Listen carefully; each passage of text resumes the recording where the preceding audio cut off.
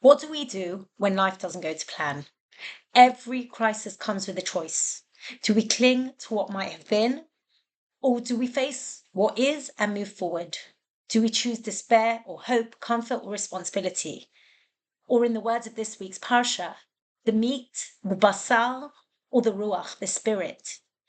These aren't just psychological or philosophical questions. They lie at the center of the book of Bamidbar, and nowhere more than in this week's Parsha.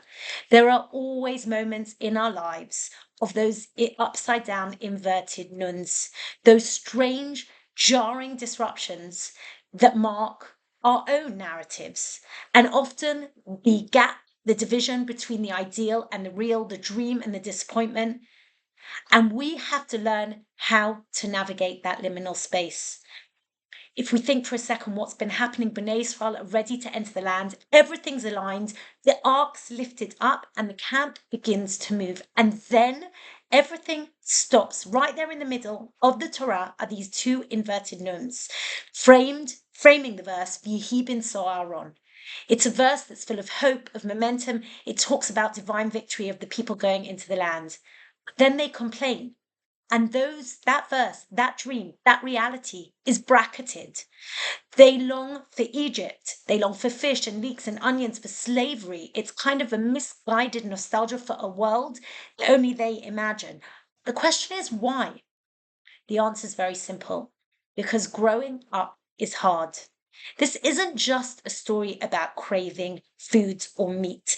Much like the rest of the book of Bamidbar, it's a liminal space between dependence and independence, between being a people dependent on miracles and covenantal and dependent on God's miracles, and a covenantal partner who's really going to take agency and build God's nation. The people want to be free.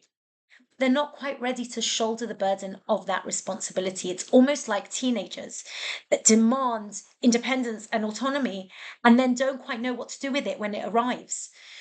The people say they want meat, but the truth is that what they really crave is control and freedom, but without the burden of rights and commitment. So they take the manna, God's perfect kind of almost like breast milk, right? We're told it's Shad Hashem, and it's almost like breast milk. It's total perfect sustenance. It's totally the food of dependence. But they take it and they grind it and they crush it and they bake it and they twist it. And why? Because they want to do something. They want to walk before they can crawl. They want independence, but without the burden of responsibility, without maturity. It reminds me of psychologist Donald Winnicott's description of this stage in the development of a child. Child must be weaned, gently disillusioned of the idea that the world revolves around them, that they are part of the mother. In the desert, God nurses his people like a parent. Even the description of Moshe talks about him as being the nursing mother. But a good parent eventually lets go. Even God has to step back and allow a space for growth. And it's painful because when we fail to rise to that challenge, when we retreat instead of growing, when we remain trapped emotionally and spiritually in the wilderness, literally, it can be an extremely painful process, both for the parent and for the child. In the end, the people don't enter the promised land as planned in the verse of Yehi ben So'aron. There are no miracles, there are no fanfare, there is no fanfare.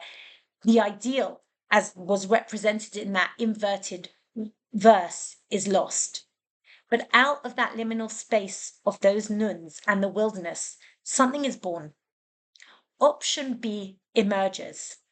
And it's not the fanfare or the neon lights of option A, but with it, there is something deeper, a quieter, almost more grounded, more human truth. It's forged not through triumph, but in failure. It's a people who have learned resilience in the heat and the silence of their 40-year walk in the desert. It's that 40-year journey that's taught them that freedom has to be earned and constantly worked on and renewed. It's not something you're given. It's something you earn. Option B doesn't wait passively for divine salvation. It's about human partnership. And it's in that liminal space where there's no flashing lights and signs. There's only perhaps crisis and cries, but it's there that the real opportunity takes root. And so that's our task, to step into that liminal space in our personal lives and in our national lives, to recognize the possibility that lives within option B, and to live constantly in that tension between the real and the ideal, to keep dreaming, but to know that the work is done in the messy and complex reality of the world as it is, to yearn for dependence, but to shoulder responsibility. So I feel like maybe we all need to ask ourselves, am I grinding the man or am I building meaning? Am I running away from discomfort or am I purposefully and perhaps mindfully stepping into maturity?